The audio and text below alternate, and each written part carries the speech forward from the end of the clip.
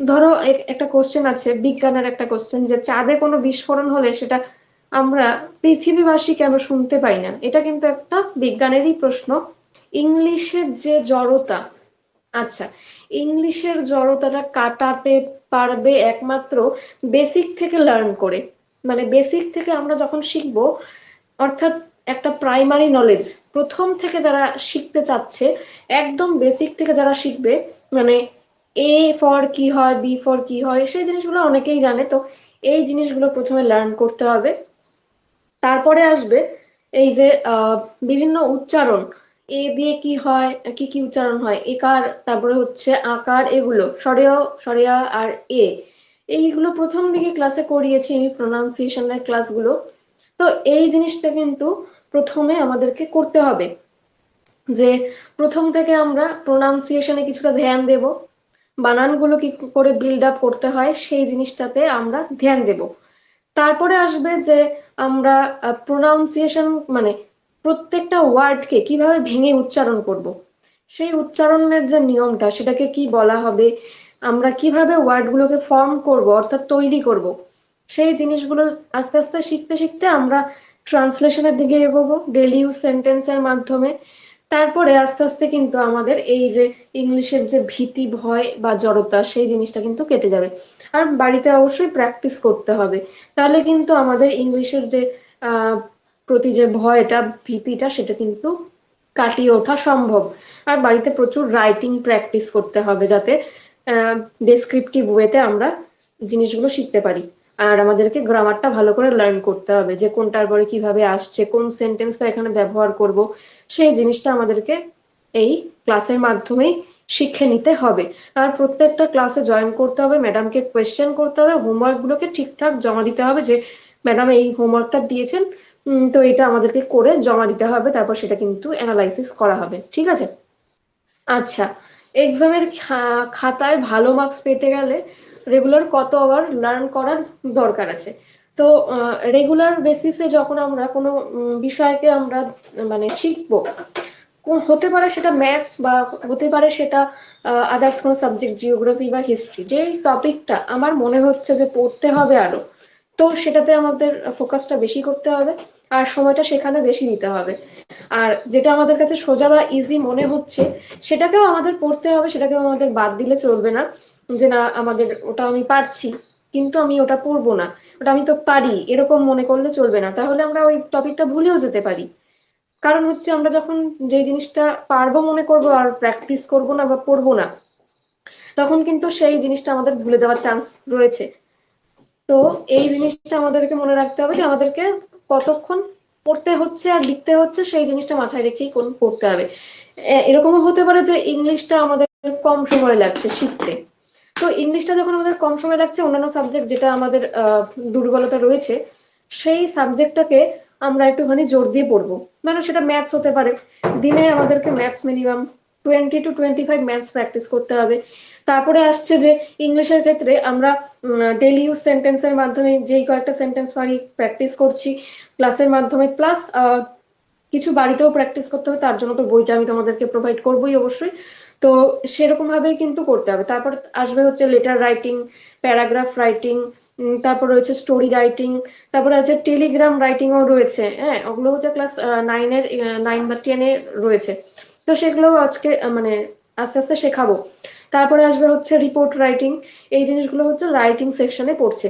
তো যার যেটাতে দুর্বলতা রয়েছে সেই সাবজেক্টটাকে অবশ্যই গুরুত্ব দিয়ে পড়তে হবে। তো এটাই হচ্ছে এই এই কোশ্চেনটার অ্যান্সার, মানে এক্সামে কিভাবে ভালো মার্কস পেতে হবে স্কোরিং সাবজেক্ট হিসাবে যেটাই থাকুক না কেন। আর গ্রামারটা বারবার করে প্র্যাকটিস করতে হবে, প্রত্যেকটা সাবজেক্টকে সময় দিতে হবে, তুমি যতটুকু সময় ওটাকে ব্যয় করবে সেই সেটা কিন্তু এই কোর্সের মাধ্যমে তোমাদেরকে শেখানো হবে, যে কিভাবে আমরা শিখবো, আস্তে ধীরে করে শিখবো। আচ্ছা, নেক্সট কোশ্চেনে চলে যাচ্ছি, যে 5 মাসের মধ্যে শেখার উপায় কি? প্রচুর প্র্যাকটিস, প্রচুর বাড়িতে প্র্যাকটিস করতে হবে, আর গ্রামারিটিক্যাল যে মিস্টেক্স গুলো রয়েছে সেগুলোকে রেকটিফাই করতে হবে। প্রথমে কিন্তু আমাদেরকে লিখে রাখতে হবে যে কোন কোন টপিকের উপর আমরা কি কি বলতে পারি। ফার্স্টে আমাদেরকে বাংলায় লিখে রাখতে হবে, তারপর সেটাকে ইংলিশে ট্রান্সলেট করতে হবে, আর বলে বলে প্র্যাকটিস করতে হবে। তখন কিন্তু আমাদের এটা বলার যে হ্যাবিট সেটা কিন্তু তখনই আমাদের রেডি হয়ে যাবে। তো 4-5 মাসে অবশ্যই শেখা সম্ভব নয়, ছোট বাচ্চা যেহেতু।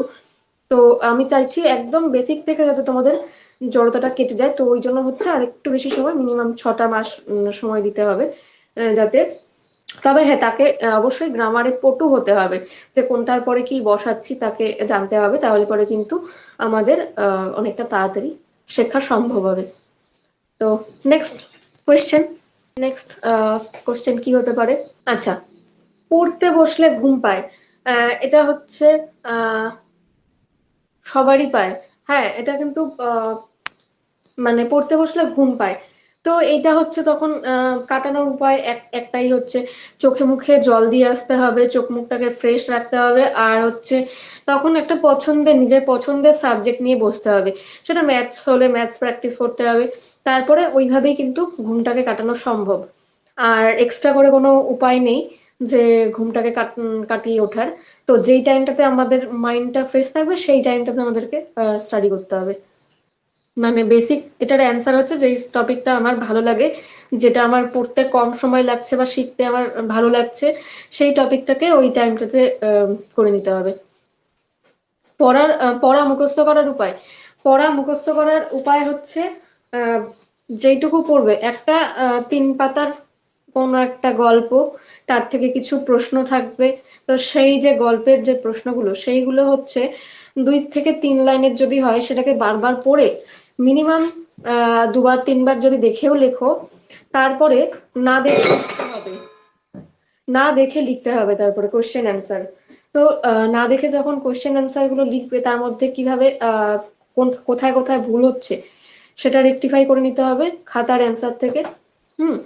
তারপরে যেটা ভুল হচ্ছে সেই বানানগুলো বা সেই সেন্টেন্সের স্ট্রাকচারটা মনে রাখতে হবে, যে এখানে এইরকম ভাবে ভুল হলো।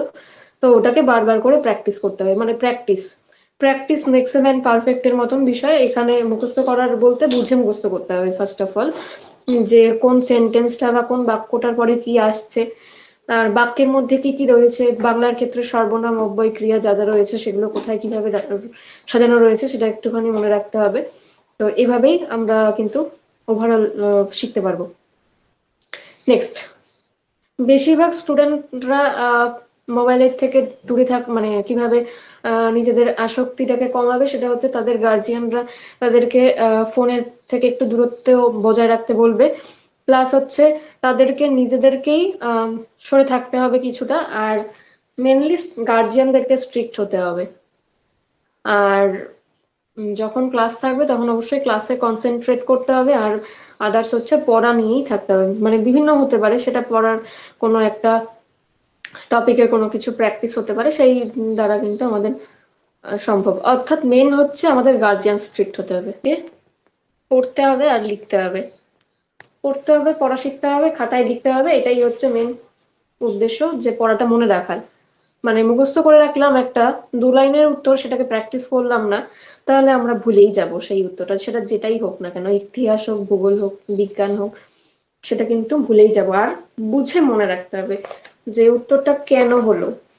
একটা এক্সাম্পল দিয়ে দিচ্ছি।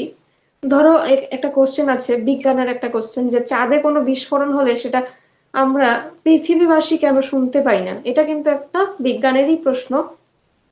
তো এরকম টাইপের যখন প্রশ্নগুলো হবে, তখন এটাকে আমাদের মনে রাখার যে ওয়ে, সেটা হচ্ছে বুঝে মনে রাখতে হবে।